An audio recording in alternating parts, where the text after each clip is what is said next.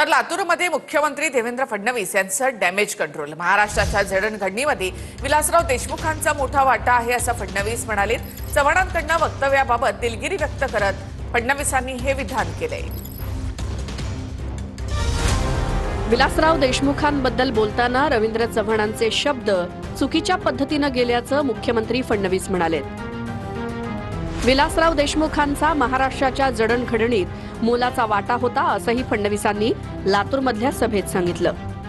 खरं तर आपल्या सर्वांचा उत्साह बघितल्यानंतर लक्षात येत आहे की 100% विलासरावांच्या आठवणी या शहरातून नक्कीच पुसल्या जातील, यात काही शंका नाही.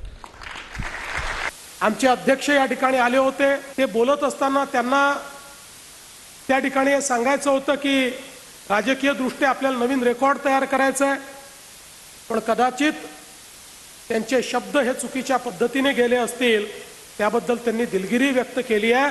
पण मी जाहीरपणे सांगतो, काँग्रेस पक्षाची आमची लढाई असली तरी विलासराव देशमुखांबद्दल आम्हाला नितांत आदर आहे. या महाराष्ट्रातलं एक महत्त्वाचं नेतृत्व ते आहे. रवींद्र चव्हाणांच्या वक्तव्याविरोधात लातूरमध्ये देशमुख समर्थक आणि व्यापाऱ्यांनी बंद पाळला होता.